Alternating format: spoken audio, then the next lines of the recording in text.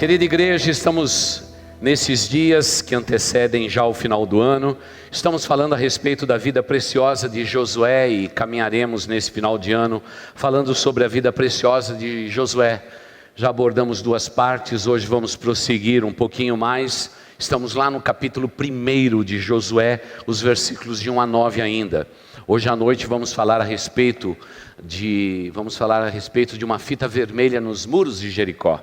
Vamos falar de um outro momento na vida de um grande homem. E estamos falando a respeito da diferença entre transição e mudanças. Querida igreja, eu imagino que quando o povo de Israel saiu do Egito, por exemplo, no caso de Josué, aconteceram simultaneamente muitas mudanças. As pessoas que fabricavam realmente tijolos para as grandes e suntuosas construções foram embora. Grandes mudanças. Naturalmente, antes da saída do povo de Israel, houve também muitas mudanças. Deus pegou cada deus que os egípcios criam e mandou 10 pragas para 10 deuses, 10 pragas, destruindo e anulando todo o poder do maior império sobre a face da terra, que era o Império Egípcio. Deus, na sua infinita sabedoria, Ele dizia o seguinte numa mensagem subliminar: pode haver poderes temporários sobre a face da terra, mas eu sou o único Deus. É claro, como acabamos de cantar, só existe um Deus. E no caso de todos nós membros dessa igreja, já decidimos um dia, no momento da nossa conversão, não teremos outros deuses diante de nós. É decisão tomada, uma bênção. Agora, o mundo passa por mudanças radicais. Posso me lembrar, por exemplo, quando aquele alemão, Gutenberg, ele desenvolveu os tipos gráficos. O mundo jamais seria o mesmo depois disto. Mas me alegro em perceber que aquele homem, na hora de desenvolver os tipos gráficos, ele fez questão de traduzir uma página da Bíblia em primeiro lugar. Porque o sonho dele é que a palavra de Deus pudesse ser popularizada no mundo inteiro e impressa em grande quantidade. Pergunto a vocês, foi uma mudança que o mundo enfrentou ou foi uma transição? Foi uma transição. Sabe qual é o livro que vai ser mais publicado novamente este ano? No mundo inteiro? A Bíblia Sagrada. Não há outro recorde. Não há um livro mais publicado ano após ano do que a Bíblia Sagrada. E curiosamente, nesse período em que há um declínio das editoras gráficas e os seus livros, a Bíblia continua ainda sendo publicadas.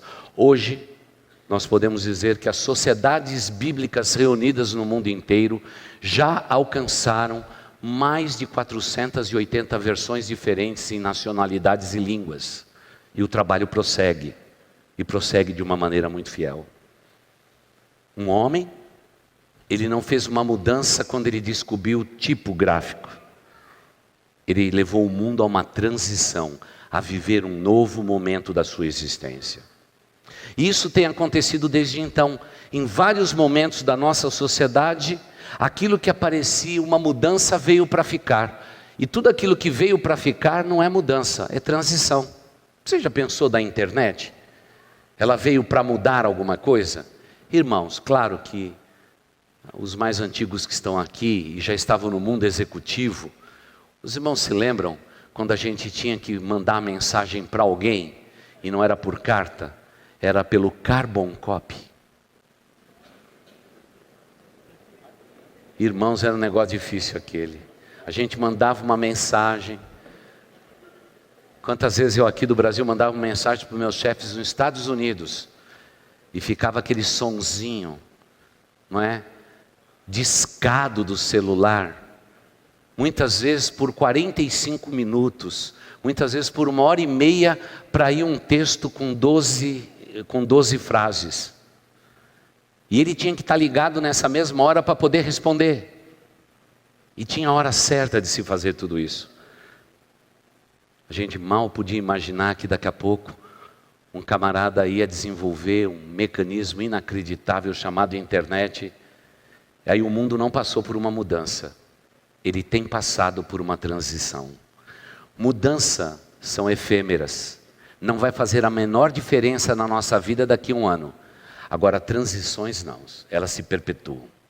O que vai acontecer na vida de Josué é uma transição, porque transições são saudáveis, elas são importantes na vida de toda organização e até de nações.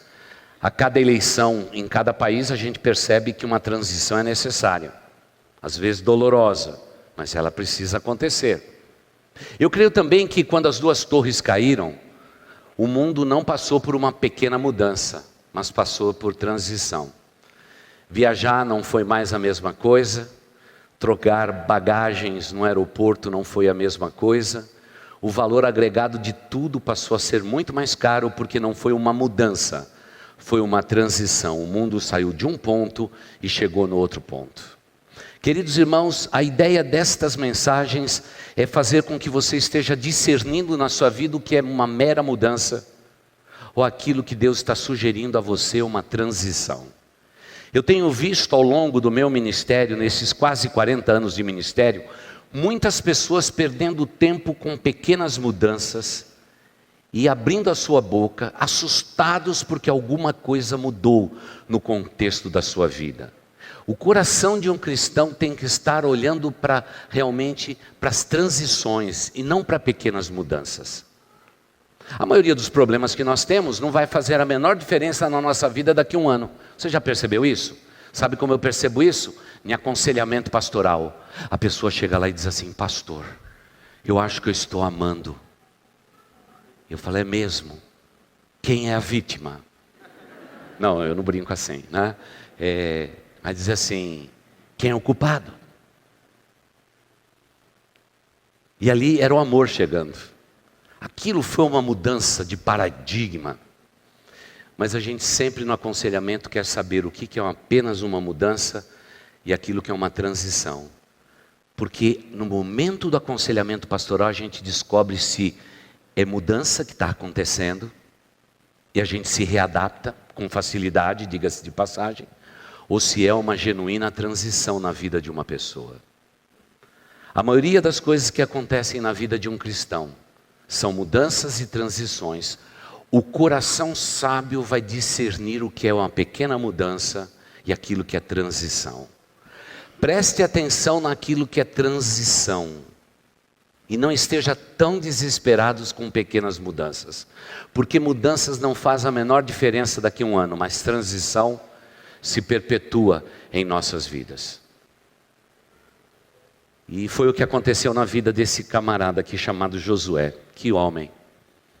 Você já imaginou você substituir numa genuína transição diante de um povo desterrado, sem terra, sem um lugar para viver, e levá-lo à segurança da terra prometida? E Josué é o homem escolhido para isso pelo próprio Deus. Que momento foi esse na vida desse homem? Só o fato de substituir Moisés já era pesado demais. Levar este povo a se assentar na terra prometida era um alvo quase que impossível. Fora todos os gigantes e todos os desafios que seriam enfrentados. Então vamos aprender algumas lições a respeito de transições. Mudança a gente faz e elas são rápidas, e muitas vezes Deus só precisa de um pouco de sensibilidade nossa e um pouco de espiritualidade. Transição, nós precisamos de muita espiritualidade e precisamos de muita sabedoria. É completamente diferente. É completamente diferente. Por isso, o que Deus está dizendo ao coração desse homem são batidas do coração de alguém que vai viver uma transição.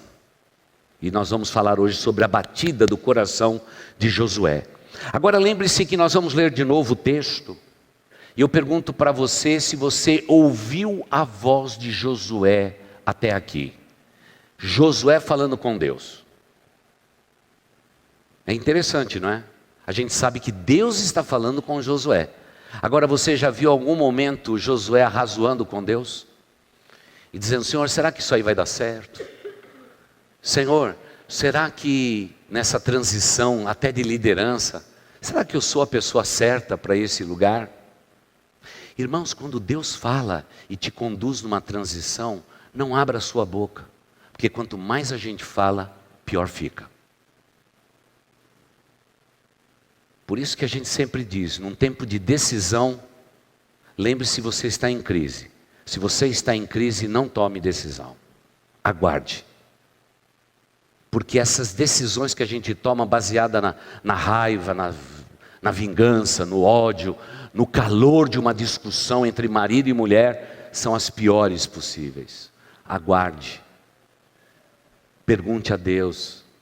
Arrazoe com Deus o momento que você está vivendo. E aí tome a decisão. Josué não fala. E deixa eu dizer uma coisa para os irmãos. Toda vez que a gente procura a voz de quem Deus vai usar no momento de transição, eles falam pouco. Faz mais ou menos uns 10 meses eu repeti para os irmãos que é muito difícil você fazer um filme baseado na vida de Noé. O que é que Noé falou para Deus, irmãos? O que Noé falou para Deus, irmãos? Falou nada. Eu fico maravilhado com Hollywood fazer um filme sobre a vida de Noé, quando a Bíblia diz que esse sujeito não falou nada.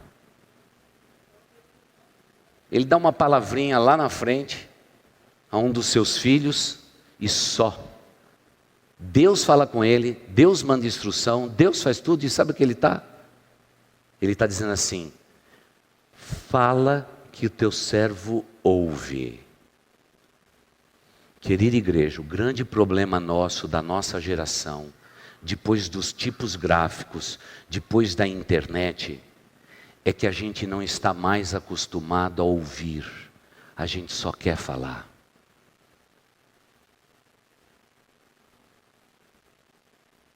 E tem gente que fala demais, né, irmãos? Fala demais. Dizem até que fala pelos cotovelos. Eu tentei essa semana descobrir de onde veio essa expressão, se italiana ou portuguesa, de falar pelos cotovelos. Ainda não cheguei a uma conclusão. Mas tem a ver alguma coisa com a cultura latina. Que quando as pessoas falam até com a mão. Não é? Talvez daí tenha vindo a palavra falar pelos cotovelos. Mas a gente vai chegar a uma boa conclusão, eu trago o resultado da pesquisa para os irmãos. Mas até hoje não consegui chegar a respeito disso. Nós precisamos aprender a ouvir. E aí, voltamos a um ano exato atrás, quando nós falamos a respeito da diferença entre coisas como solitude na presença de Deus, e repetimos um pouquinho em janeiro desse ano. Todas as religiões do mundo praticam a meditação. Nós também. Só que a meditação do cristão está virando falar mais do que ouvir. Nós precisamos redescobrir o valor de ouvir. O valor de ouvir. E principalmente ouvir a voz do nosso Deus, porque em todas as transições, o que é necessário é a gente receber boas instruções de Deus, claras a respeito da vida. Uma vez que estamos transitando de um lugar para o outro, numa transição que Deus estabelece. Por isso, leamos o texto e os irmãos vão perceber claramente que esse homem está ouvindo a voz do Pai. Josué capítulo 1, a partir do verso 1. Depois da morte de Moisés, servo do Senhor, disse o Senhor a Josué, filho de Num, auxiliar de Moisés: meu servo Moisés está morto agora, pois você, a todo este povo, prepare-se para atravessar o rio Jordão e entrar na terra que eu estou para dar aos israelitas. Como prometi a Moisés, todo lugar onde puserem os seus pés eu os darei a vocês. Seus territórios, ou seu território, se estenderá do deserto do Líbano, do grande rio, o Eufrates, e toda a terra dos hititas até o mar grande, a oeste ou no oeste. Ninguém conseguirá resistir a você todos os dias da sua vida. Assim como estive com Moisés, estarei com você. Nunca o deixarei e nunca o abandonarei. Seja forte e corajoso, porque você conduzirá este povo para herdar a terra que prometi sob juramento aos seus antepassados. Somente seja forte, muito corajoso, tenha cuidado de obedecer a toda a lei que o meu servo Moisés lhe ordenou. Não se desvie dela, nem para a direita, nem para a esquerda, para que você seja bem-sucedido por onde quer que andar. Não deixe de falar as palavras deste livro da lei, e de meditar nelas de dia e de noite, para que você cumpra fielmente tudo o que nele está escrito. Só então os seus caminhos prosperarão e você será bem-sucedido. Não fui eu que lhe ordenei? Seja forte e corajoso, não se apavore, nem se desanime, pois o Senhor, o seu Deus, estará com você por onde você andar. Amém. Qual que é a batida do coração de um homem que está ouvindo a Deus, recebendo tamanha responsabilidade? A gente consegue ver algumas batidas do coração. Deus está falando que mudanças acontecem do lado de fora, transição acontece aqui dentro. Para um coração em transição, Deus diz assim: lembre-se, meu filho, eu estarei sempre com você. Então agora, por favor, igreja, não fale. Ouça o que Deus fala a esta igreja. Deus diz: filho, filha, eu sempre estarei com você. Ele assume essa paternidade. Ele não te abandona. Ele vai estar com vocês. Agora, irmãos, a Bíblia diz que Deus não é homem para mentir, nem filho de homem para se arrepender. Se Deus falou, Ele vai cumprir. Agora, por que de vez em quando na vida, quando as mudanças acontecem, nós nos sentimos tão desamparados, às vezes pelo próprio Deus? Por que na nossa humanidade, nós nos sentimos desgarrados deste Deus, do seu olhar, da sua bondade, da sua provisão?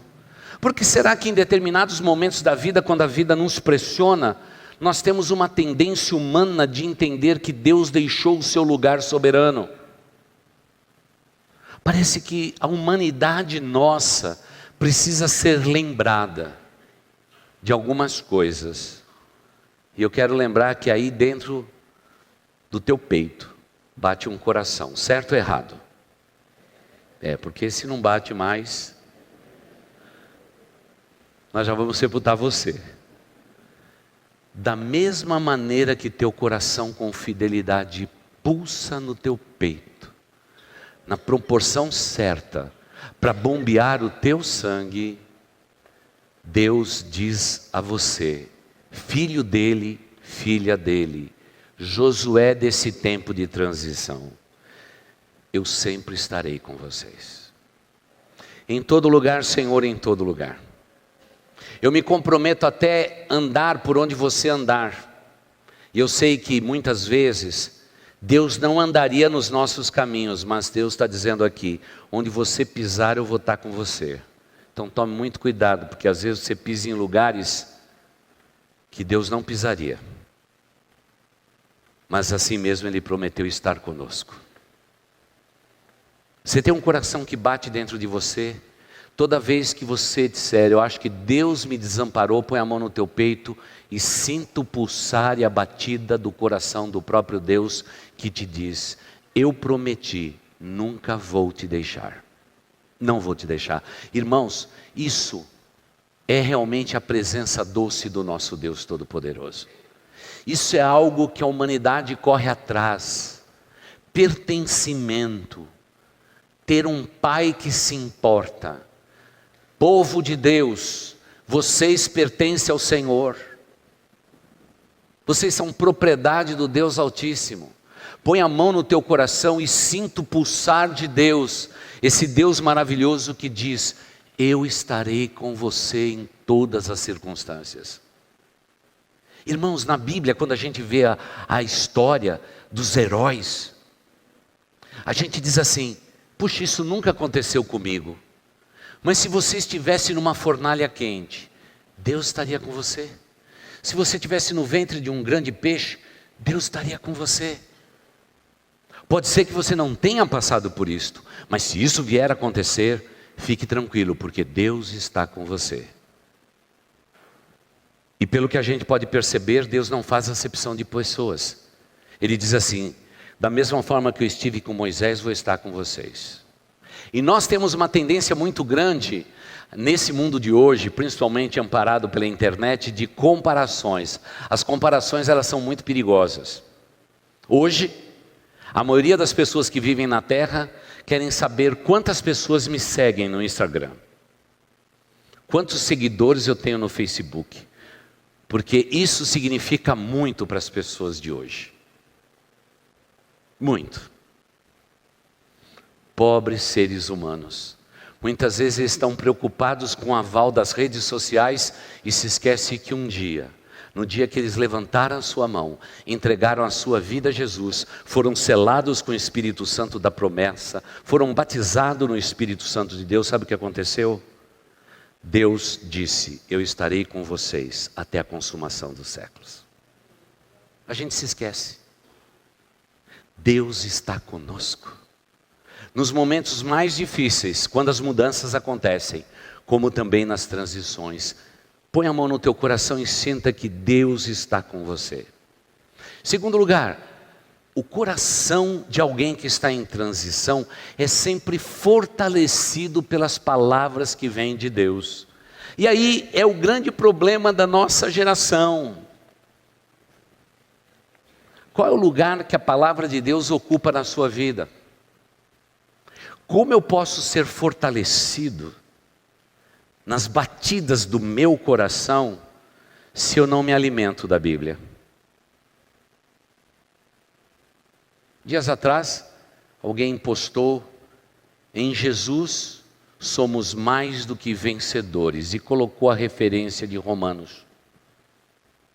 E aí escreveu embaixo: receba isto, é o que Deus quer falar na tua vida hoje. Eu olhei para aquilo e disse: meu Deus do céu. Esse povo está se alimentando na verdade, de resto que cai da mesa do Deus Altíssimo. Deus preparou um banquete para mim a cada dia. Eu preciso me alimentar do banquete. Nas redes sociais nós estamos que nem pedintes, vendo uma migalhinha de pão caindo no chão, a gente pegando uma migalhinha de pão para comer. Estamos parecidos como cãezinhos que se alimentam de pequenas migalhas, enquanto Deus diz ao seu povo: sente-se na mesa, eu fortalecerei você. Porque é óbvio que no momento da transição, um homem como Josué vai se sentir frágil, humanamente frágil. Porque uma coisa é você ouvir falar, outra coisa é você ter andado com Moisés, né? O cara era forte, o cara era firme. A mão de Deus estava sobre ele. Sinais e maravilhas foram feitos através da vida desse homem. Agora eu tenho que substituí-lo. Não é fácil. A primeira coisa que Josué talvez tenha pensado: eu não sou forte o suficiente para tamanha responsabilidade. E Deus diz: eu te fortaleço. Eu te fortaleço.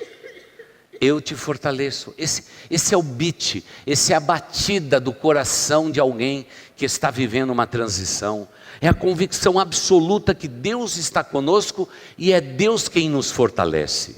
Agora lembre-se, igreja, aquilo que um pastor pode fazer por você num final de semana não é suficiente para alimentar a tua vida espiritual. Aquilo que o ministério infantil, como foi falado hoje aqui, o que ele faz pelos seus filhos num domingo não é suficiente para sustentar uma criança. Mas muitas vezes nós, como adultos, dizemos assim: só o fato de eu ir à igreja eu já estou me alimentando, Senhor. Não é suficiente. É você que tem que buscar esse alimento. Você tem que buscar o fortalecimento no Senhor. E Ele diz: não aparte da tua vida este livro, não fuja para a direita e nem para a esquerda. Recorde ao seu coração e ao coração deste povo todas as coisas que eu vos tenho ordenado. Tenha sempre na sua boca a minha palavra, porque em fazendo assim, você estará fortalecido. É simples o princípio. Agora, somos uma geração cheia de informação aqui e pouca palavra de Deus aqui. E talvez, como gosto de dizer, essa é a maior distância do universo. 40 centímetros que separa cristão de cristãos. 40 centímetros só. Porque a palavra de Deus, quando é meditada aqui, ela tem que descer para o coração e fazer parte da minha vida. Eu tenho que incorporar, eu tenho que sentir, eu tenho que viver a palavra de Deus. Tenho que ser não apenas ouvinte da palavra de Deus, mas praticante. Porque esse é o processo de fortalecimento que Deus faz na nossa vida. Dias atrás, um dos nossos pastores foi visitar um irmão bastante enfermo. E chegou lá, abriu a Bíblia e leu o Salmo 103. Quando ele foi embora, esse irmão pegou o seu celular e disse: pastor, muito obrigado, porque a igreja mandou aqui um dos seus pastores. E a palavra que ele disse foi perfeita para mim, baseado no Salmo 103. Vai acontecer sempre. Porque como Deus pode fortalecer alguém que está vivendo um momento difícil da sua saúde? Pela sua palavra, o método continua sendo o mesmo. Agora o grande problema é que nós estamos ficando muito equidistantes de meditarmos, de lermos a palavra de Deus e de comermos esta palavra. E é por isso que existe no seio da igreja tantas pessoas fracas, tantas pessoas doentes, tantas pessoas debilitadas. Estão na igreja, mas estão como mortos-vivos aqui dentro. Mortos-vivos. Sua vida pessoal, sua vida emocional, sua vida familiar, sua vida financeira, sua vida de negócio, tudo morto. Por que está morto? Porque não tem vida. Não tem vida por quê? Não é porque não trabalha, trabalha demais, corre atrás do vento. Mas está faltando o fortalecimento que vem do Senhor. Porque a palavra de Deus fortalece o nosso ser. E Deus está prometendo, na batida e no pulsar do teu coração, Josué, eu, o Senhor, eu vou te fortalecer. E Josué não está falando nada. Agora Deus nos adverte, dizendo o seguinte: simplesmente Josué, obedeça aquilo que eu tenho colocado na minha palavra. Obedeça, obediência. Irmãos, não existe outro motivo. Eu não encontro ninguém abençoado por Deus que não seja obediente a Deus.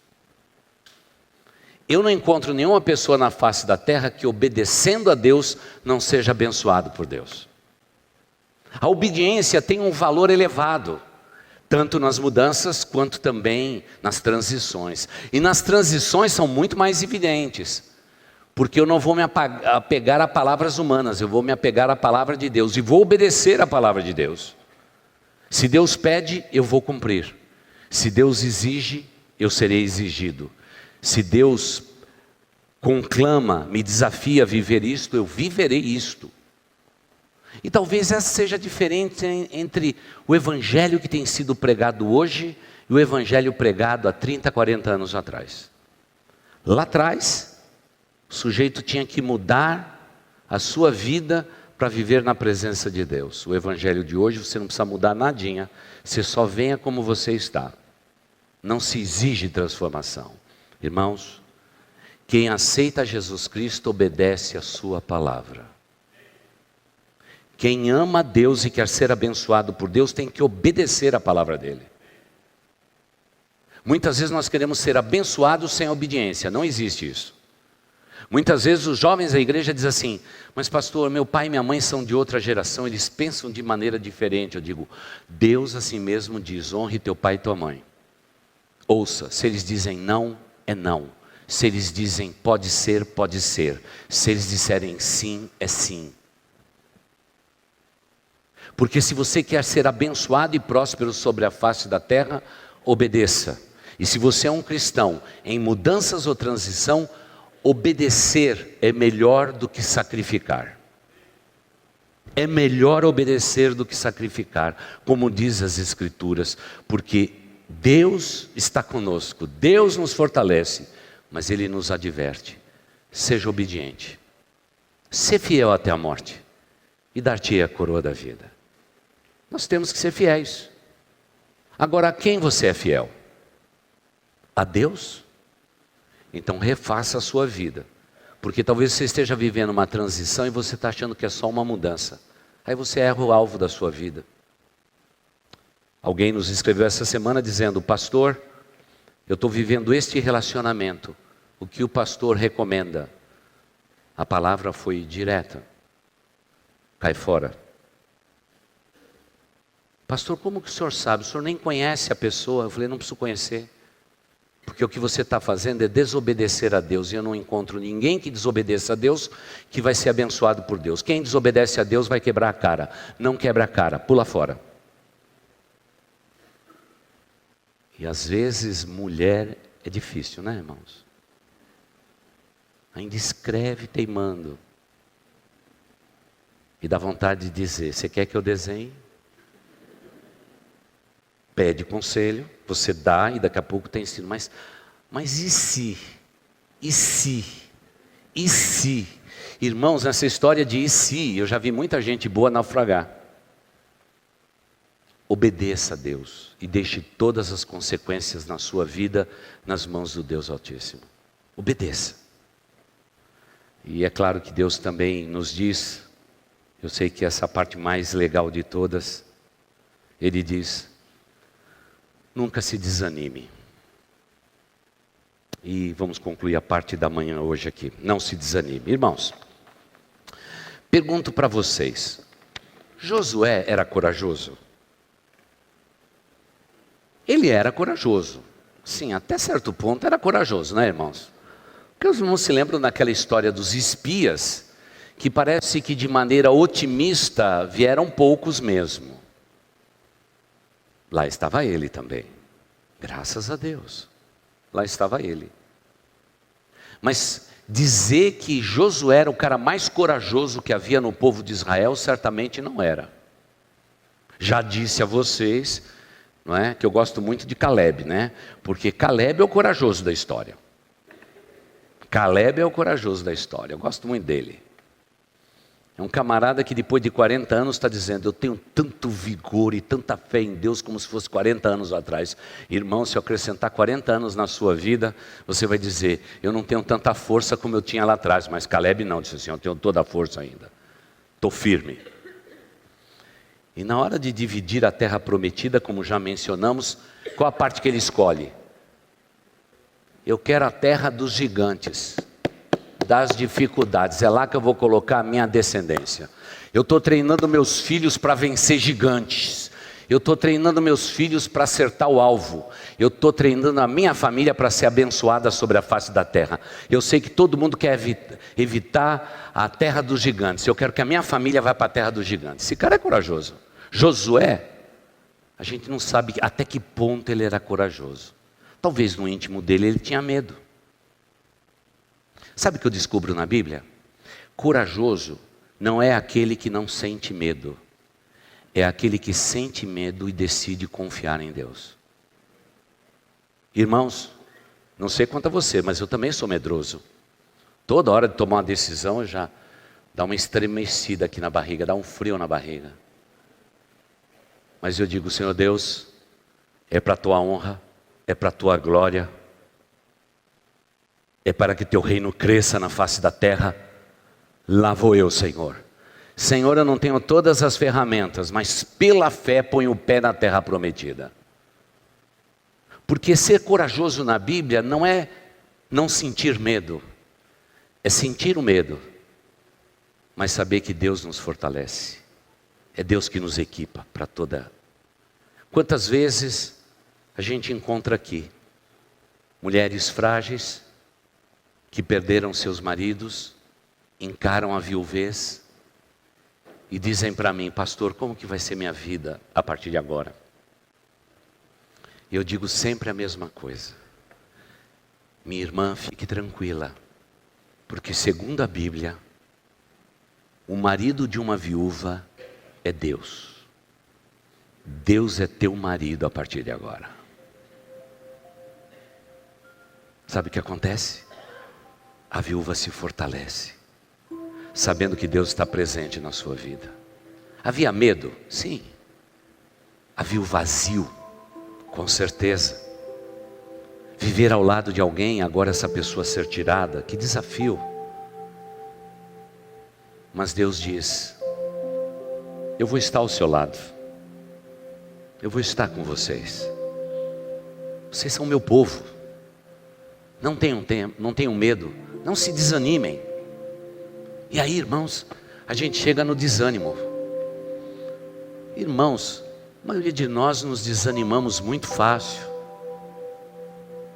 Segundo os antigos, parece que essa geração, nascida da década de 70 para cá, tem rosca fina.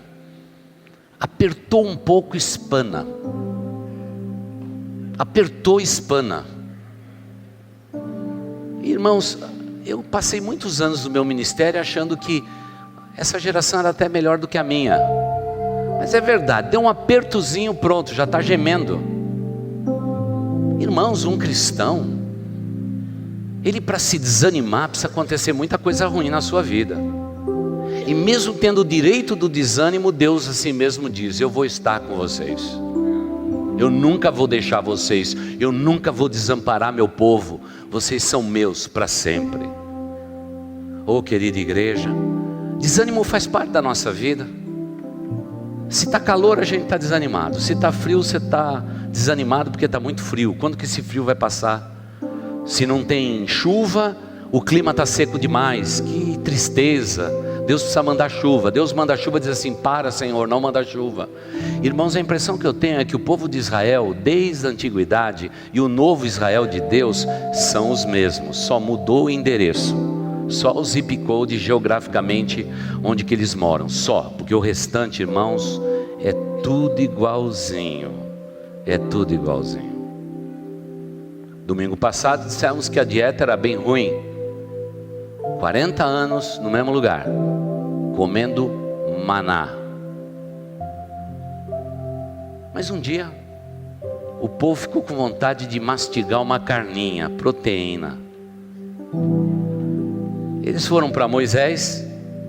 Eles não foram ali para dizer assim: peço a palavra, Moisés, como um bom batista, peço a palavra. Eu gostaria de sugerir que nós montássemos uma comissão, bem batista, né? Para cuidar da questão da alimentação nossa. O povo anda querendo comer uma proteínazinha. Será que o Altíssimo poderia nos ouvir? Não, eles já dizem assim: olha, o Egito, pelo menos a gente tinha proteína para comer, agora aqui é só maná, maná, maná, maná, maná. E pior que um judeu depois criou uma empresa chamada Maná, adubando dá. Coisa de judeu. Eu não queria saber mais de maná o resto da minha vida. E Deus diz: ok, queridos, vocês têm fé? Desçam redes grandes, e estenda essas redes no deserto, porque eu cuido de vocês. Eu me preocupo com vocês. E eu não quero que vocês se desanimem. Aí eu fico imaginando naquele dia, no arraial de Israel, aquele povo, depois de tecer redes finas, ergueram as redes no deserto. Segundo os estudiosos, elas tinham mais ou menos 3,20 metros de altura. Eles colocaram varapau no deserto e esticaram as redes numa extensão do arraial do povo de Israel. Provavelmente uma extensão média, segundo os estudiosos, de quase 1,5 quilômetro. Redes erguidas no deserto. E o Deus de toda a provisão, Ele disse: cadê aquela revoada de pássaros?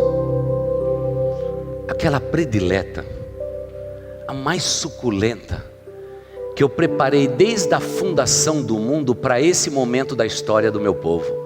Eu sabia antes do mundo fundado que eles iriam querer aves. Onde estão aquelas aves que eu preparei? Irmãos, o que eu estou falando não é história, é verdade. Deus já tinha preparado aquelas aves desde a preparação do mundo. Ele sabia o momento que elas iam nascer, o momento que elas iam voar, onde ia voar. Agora, irmãos, pega qualquer uma dessas aves, qualquer uma delas, codornizes, aquela que você come o ovinho de codorna. Você já viu codorna andar no deserto? Com nosso Deus ela anda no deserto. Deus muda a geografia, a rota de todos os pássaros e diz: eu preparei vocês para ser alimento para o meu povo desde antes da fundação do mundo. E gente que está preocupada com mudança, está perguntando para Deus: Deus, por que mudou? E Deus diz: eu tenho um controle da tua vida desde o começo da história. Não pergunte a mim, simplesmente viva.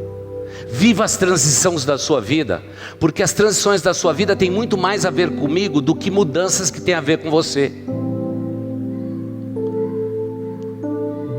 Eles esticaram a rede e naquela manhã eles começaram a ouvir um barulho estranho. Codornizes voaram sobre o arraial e ficaram presas nas redes. E eu gostaria de pedir a esse povo que se chama por nós, erguer bem alto o nome de Jesus. Nas transições da sua vida, ergam redes no deserto.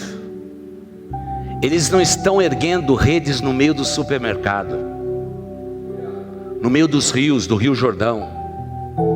Eles estão erguendo redes no deserto.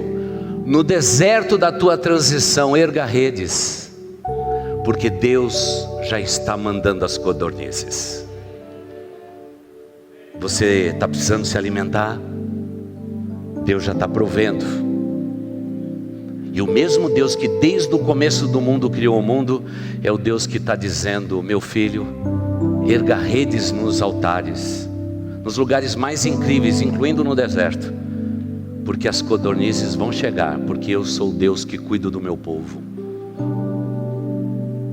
E segundo o que aconteceu naquele texto, eles tiveram comida suficiente para guardar por dias. Porque, irmãos, aquilo que Deus vai fazer com você não é pouco, é muito. Nosso Deus é extravagante, exagerado. Tudo que Ele dá em quantidade, porque Ele é Deus amoroso. Simplesmente obedeça e deixe todas as consequências da sua vida nas mãos desse Deus maravilhoso.